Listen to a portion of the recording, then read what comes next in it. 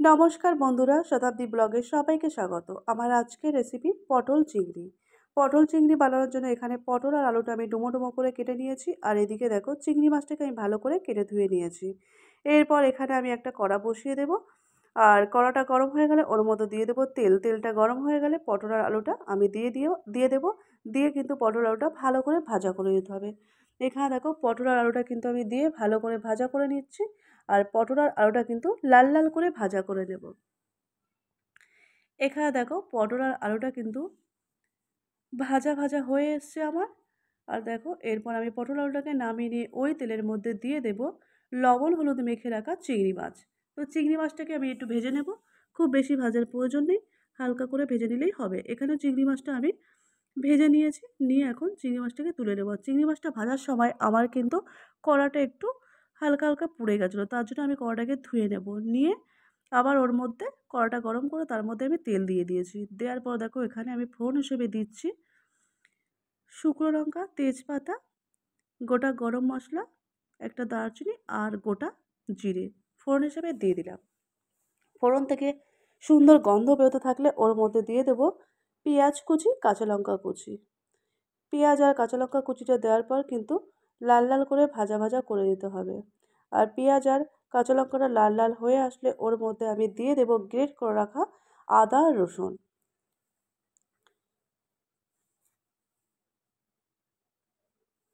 এখানে দেখো পেঁয়াজটা লাল লাল করে আমার ভাজা হয়ে এসছে। এরপর আমি দিয়ে দিলাম গ্রেট করে রাখা আদা আর রসুন। দেওয়ার পরে কিন্তু আবারও ভালো করে নাড়াচাড়া করে দিতে হবে, যাতে রসুনের থেকে কাঁচা গন্ধটা চলে যায়। ততক্ষণ পর্যন্ত কিন্তু নাড়াচাড়া করতে হবে।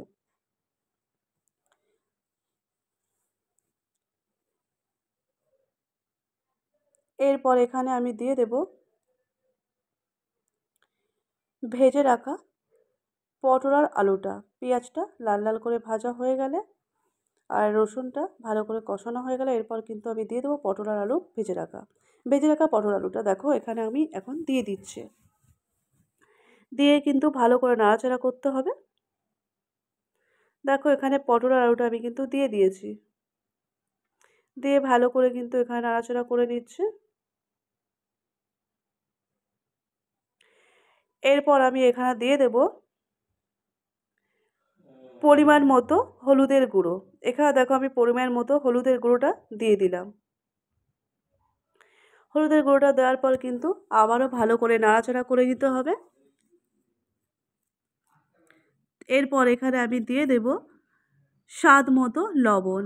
দেখো এখানে হলুদের গুঁড়োটা দেওয়ার পর এখানে দেখো দিয়ে দিয়েছি আমি স্বাদ মতো লবণ। লবণটা দিয়েও কিন্তু ভালো করে নাড়াচাড়া করে দিতে হবে। এরপর আবারও কিন্তু ভালো করে কষিয়ে নিতে হবে। তারপর দেখো এখানে আমি কিন্তু দিয়ে দেব জিরের গুঁড়ো। দেওয়ার পর কিন্তু আবারও ভালো করে কষিয়ে নেব। এরপর আমি দিয়ে দেব ভেজে রাখা চিংড়ি মাছটা। দেখো এখানে আমার কষানোটা প্রায় হয়ে এসছে। এরপর আমি এর মধ্যে দিয়ে দেব ভেজে রাখা চিংড়ি মাছ। তো দেখো এখানে আমি দিয়ে দিলাম ভেজে রাখা চিংড়ি মাছটা। দিয়ে আবারও ভালো করে নাড়াচাড়া করে নেব। নাড়াচাড়া করে নিয়ে এরপর আমি দিয়ে দেবো জল। পরিমাণ মতো জল দেবো, বেশি জল দেব না। তো দেখো এখানে আমি ভালো করে কষিয়ে নিচ্ছি চিংড়ি মাছ, পটল, আলু সব কিছু একসাথে দিয়ে।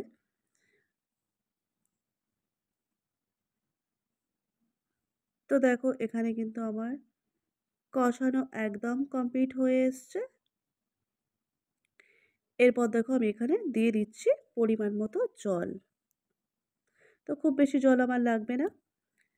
এখানে দেখো জলটা দিয়ে দিয়েছি। এবার একটা থালা চাপা দিয়ে দেবো। আর দেখো এখানে এখন পটল আর চিংড়ি মাছ সব কিছু দেখো এখন ফুটে উঠেছে।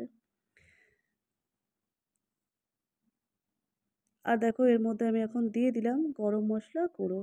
তো রান্নাটা কিন্তু আমার প্রায় হয়ে এসেছে, মানে হয়ে গেছে। গরম মশলা গুঁড়ো দিয়েছি। এবার আমি এখানে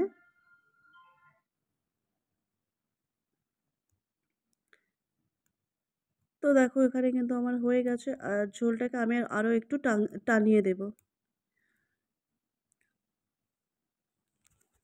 ঝোলটাকে আরও একটু শুকনো শুকনো করতে হবে। আর দেখো এখানে পটল চিংড়ি একদম রেডি হয়ে গেছে।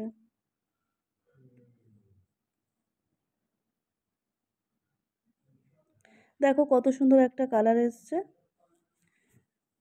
আর দেখো একটা বাটির মধ্যে আমি নিয়ে নিয়েছি পটল আর চিংড়িটা। দেখো আমার আজকের এই পটল চিংড়ির রেসিপিটি যদি তোমাদের ভালো লেগে থাকে তাহলে লাইক কমেন্ট শেয়ার করবে। চ্যানেলে নতুন হয়ে থাকলে চ্যানেলটিকে সাবস্ক্রাইব করে পাশে থাকবে। আজকের মতো ভিডিওটা আমি এখানে এন্ড করছি। দেখা হবে নতুন কোনো ভিডিওতে। ততক্ষণ তোমরা ভালো থেকো, সুস্থ থেকো, সাবধানে থেকো। সবাইকে টাটা।